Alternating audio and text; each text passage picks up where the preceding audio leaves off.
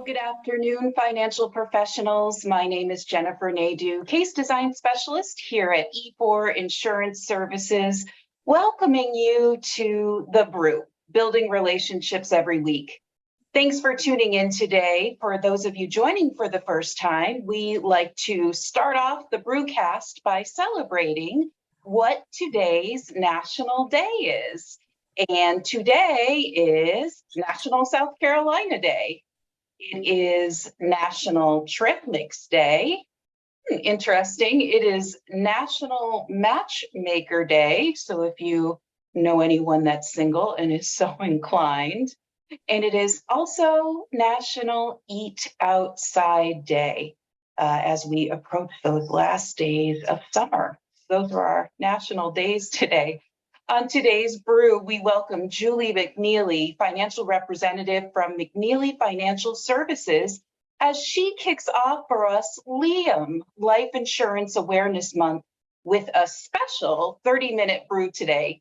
Juli will answer questions including why does risk matter so much and how do we help clients evaluate it? Juli believes evaluating risk should be something everyone does on a consistent basis, and she will share an idea on how to assist your clients in the process of evaluation.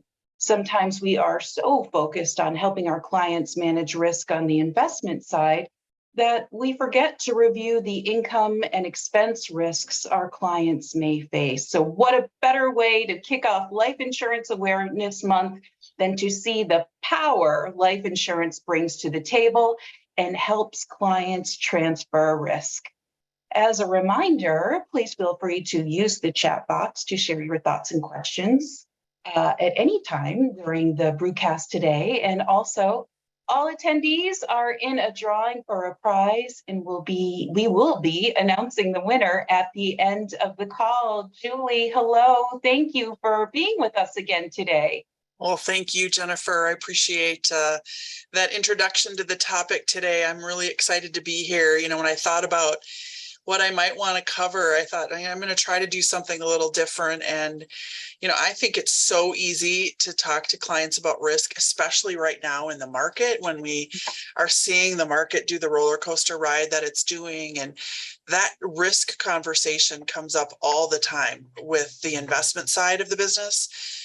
But I think most people don't believe they take everyday risks with every aspect of their life. And so I think it's our job as, you know, financial advisors to really look at both sides of the equation. And I know there's probably people here that are strictly insurance licensed, and there are probably some that strictly focus on the investment side. But I think we're obligated to really look at both sides of the equation, whether you're licensed to do it or not. Make sure you find a referral partner to help you cover that other side if you're not doing it. Because I think it's important to really not just look at the risk in the market and protecting your money. It's really important to protect income and life and all of those other parts of risk. Absolutely. So as your presentation here is entitled Risk Matters, why does risk matter so much? Well, I think it can derail you. And I don't think people realize how quickly it could derail you. If an occurrence happens at some point in your life, whether it's immediately or down the road, you know, it can derail all of the plans that you made. I think probably the one that comes to mind most for me is retirement planning. I mean, all these wonderful plans you're making to have this incredible retirement. And if one of you passes away too soon, or you have a long-term care event that suddenly erodes your retirement plan drastically, all those plans are out the door. And so I think it matters more than people even realize. And it's our job to really show them that. Okay, great. So one of the things that I love about you, and you had talked about it yesterday too, is that you have a great way of simplifying the message, and you really help our clients come to their own conclusions so that they see the need and they're not just being told the need. And you talked about using word pictures. So let's start to talk. How do we help clients evaluate risk? Yeah, so I'm going to start with this first slide here. I'm going to go ahead and advance it. And you all know the four ways that we can really mitigate risk. One is avoid, one is reduce, one is transfer, and one is keep. And so even just walking through a similar slide like this on a yellow pad or on an actual printed paper, I think is a really important thing. So there are certain things we just can't avoid. We don't know when we're going to die. So you can't avoid death. If you can figure that out, I think there's probably a lot of people that would want to know how to do it, but it's not something you can avoid. So avoidance only works for certain things. An example would be, I'm not going to take that high risk job climbing, telephone poles to repair them because it's too much risk for me. I'm going to avoid that position. So I'm going to look for a different job. So avoiding is not as easy as it seems, and it doesn't apply in all situations. And just having that conversation with the client, they like, okay, yep, I get that. Reducing, okay, how are we going to lower the risk? So, I'm going to wear a harness if I'm climbing that pole, or I'm going to make sure I've got someone with a safety rope, or whatever those reducing conversations are in whatever situation you're looking at. I think it's important for them to realize some things we can reduce the risk. And then we say, yep, it's worth it if I have these extra precautions. Transferring the risk is really where we spend most of our time as financial advisors. We're wanting to show them like, hey, you don't have to avoid it. You don't have to reduce it. You just have to transfer it to someone else. You have to give it to someone else and say, heaven forbid, if this happens, I know they got my back, and that death benefit's going to come to my family, and I'm going to be able to cover and continue life as everybody's been accustomed to. So I think it's important to spend some time on how to transfer and then keep it. And for some people, they get to a point where their portfolio is at a point where they're very comfortable and they say, hey, I'm willing to take that risk. I don't need as much insurance as I used to, or I'm going to self-insure on, some sort of catastrophic health event, or I'm going to self-insure on long-term care coverage, but have a conversation about what that keeping the risk looks like to them and what it might mean to their portfolio later on in life. So talking about each of these four things, I think, is the start. And most people don't even realize that there's kind of four ways to manage risk. Absolutely. And if you think back to just basic state licensing days, this is how it starts, is teaching financial professionals about risk. And I know for me personally, I take that for granted that I have that in the back of my head, and that we have to go back and take a step back and talk to our clients about this and about the different types of risk and how we transfer risk with what we do. I would like to continue our conversation now that we've identified the types of ways to mitigate risk, right? How do we get our clients to stop and think about this too? Yeah. I think, our normal tendency as advisors is to come in with the illustrations and all the, the product brochures and all that kind of thing. And that's how I started in this industry. And I still use them, but not in the beginning of the conversation. So this is the start. And then on the flip side of it, this next slide really allows the client to be part of the conversation. I think we make the mistake of not including them in the conversation. Are we going to avoid it? Are we going to reduce it? Are we going to transfer? Are we going to keep it? So let's walk through it. Like, what are the risks that we face day to day, and what are we going to do with it? So financial risks, market. So, hey, I'm going to reduce my risk by not taking as much risk in my investment portfolio. I'm going to circle that R. You can transfer investment risk as well, market risk. You can just say, I'm only investing in fixed annuities, but that conversation is happening with the client. How about liquidity risk? How about interest rate risk, credit risk? Where we really want to focus today, I think, is that middle column, and maybe even a little bit on the expense column, but the income column, let's talk about death. Like, I don't want you to say I'm never going to die or it's not going to happen to me, because it could. So if you die, what do you want to happen? You can't avoid it. So let's take that A off the line. You can't have that one. You can't avoid death.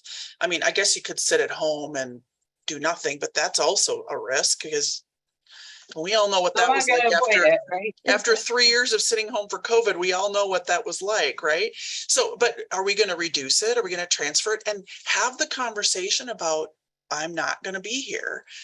And more than likely, they're going to come to that transfer, or possibly keep if they've, amassed enough in their wealth to really be able to say, hey, I'm okay. If something happens to me, my family's going to be fine.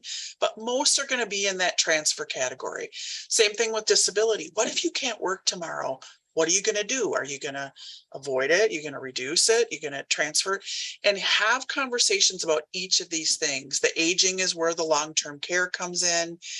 Again, most people don't really stop and think about what that might mean if they avoid it or if they keep it all themselves. And we'll kind of walk through in future slides here a little bit what that might look like further. But the expense risk, I think a lot of people don't ever think they're going to have some sort of catastrophic health event. What does that look like? There's critical illness policies out there now. And do you have an emergency fund? A sheet like this is a way just to open the conversation with a client and really get them to understand that, hey, they get to make the choice. I have solutions and it can help you with a lot of these things, but you're going to be the one to ultimately make the decision. And why would you keep it if you can transfer it? And so I think the more you get into the conversation with the client and allow them to be part of it, I think you'll find that they'll come to that conclusion that they need your help. Absolutely. And death, it's an uncomfortable topic. I mean, other things that we deal with in our industry too, people don't like to talk about long-term care or what will happen if they should need care or when they will need care. So it really is our responsibility and duty to help bring up these uncomfortable topics that we may not really like to discuss at all. Agreed. Yeah, I love when you talk about the lifeboat too, Julie. Is it okay to get into that Yep. now? Yep. Okay, great. Let's talk about that. So the next slide I'll bring up, this is something we put together in our office really to help the client visualize the retirement savings versus distribution phases. So this is purely on the other side, the investment side. But this is a handout that we've used with clients for years as they're growing their retirement savings, their boat's getting a little bigger.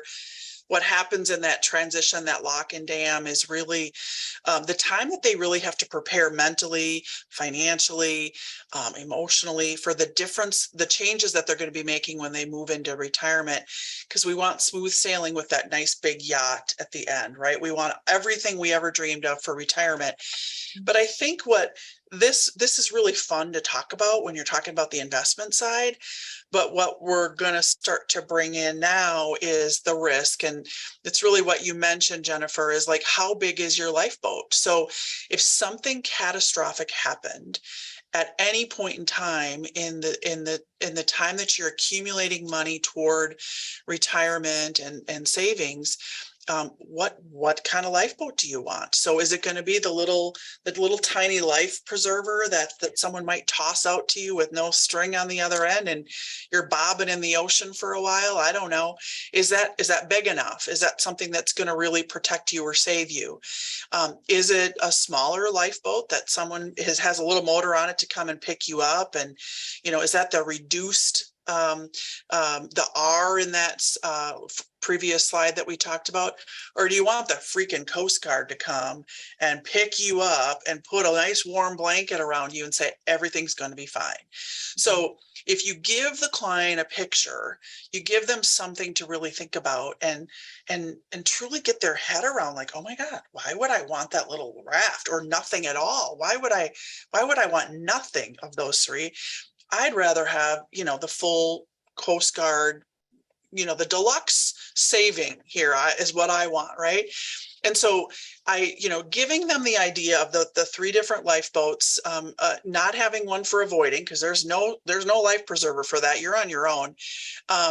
So then we talk about, okay, what if it happens early on? So you're saving money toward retirement and something catastrophic happens. Let's say you lose your job. That X just went out and suddenly I don't have any way to not only pay my bills, but I don't even have a way to save for retirement anymore because I have no job. I'm at home, I'm trying to get better, but I have a period of time in my life where I have no way to pay my bills and I have no way to save for my future.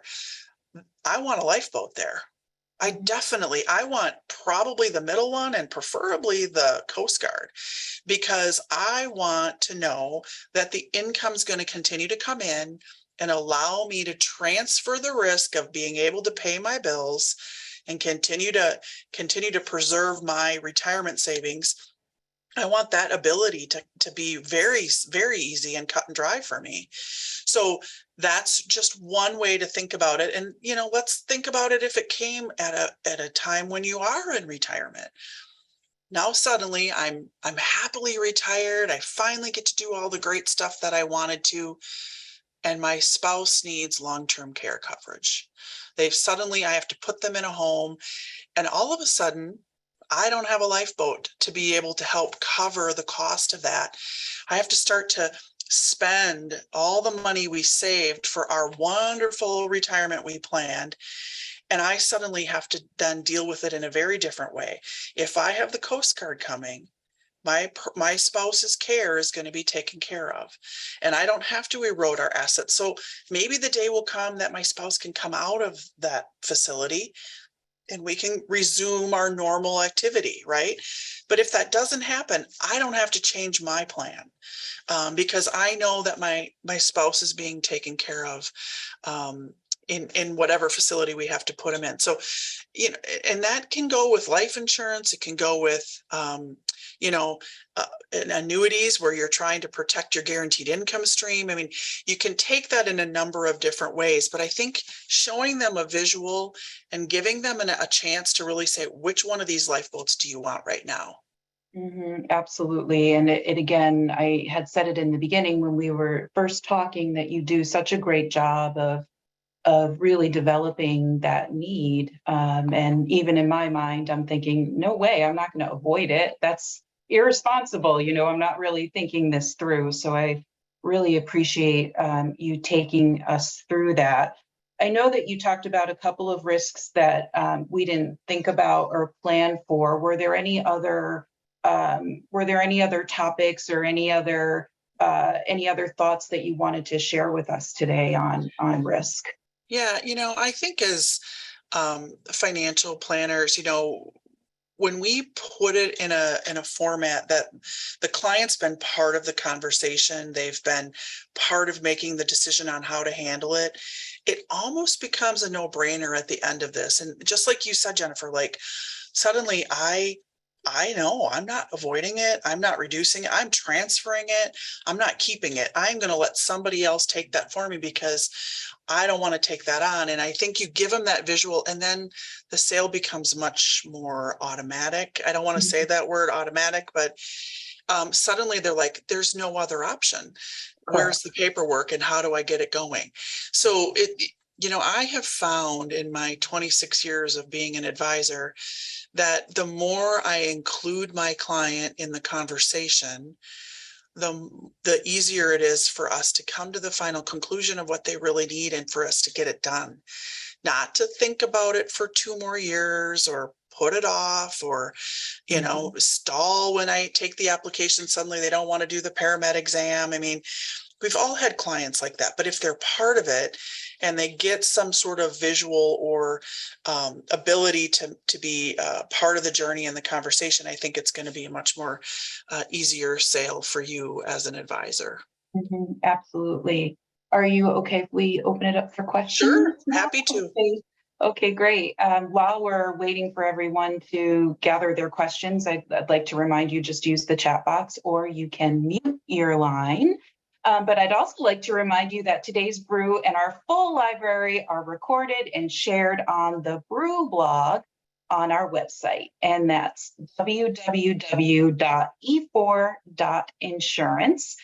And let's do our giveaway now too. Julie, if you would please do us the honor and pick a number between 1 and 25. I'm going to go with 15. Lucky number 15. All right, that's Patrick Mongan. And I apologize, Patrick, if I'm saying your name incorrectly, but congratulations. Be on the lookout. We will be sending you a complimentary CE voucher and a Starbucks gift card, and that'll be coming your way from all of us here at E4. So congratulations. And I'm going to pop into the chat box here. I know Pat Mongan. Congrats, Pat. We did not decide that in advance. Well, he looks very excited too. So.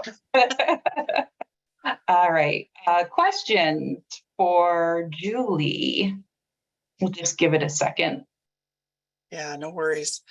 I think if I'll maybe just say while we're waiting for other questions to come in, the slide that you see on your screen was really developed by my entire team here at the office. So, we start to think about or really analyze the pain points that our clients are having. And generally we find if one client or a few clients are having a pain point, it's happening for others. And so then we come up with a way of trying to explain it in a picture or in a way that the client's really going to understand it. I mean, I could put a life insurance proposal down on the table and, explain it with a proposal with a bunch of numbers on it, but most people aren't going to grab it as quickly unless they have something that they can really get their arms around. So I'm going to shout out to my team for really coming up with some of these concepts. And if you haven't done that, involve everyone in your office, because I think they get a good sense of what your clients might be going through as well.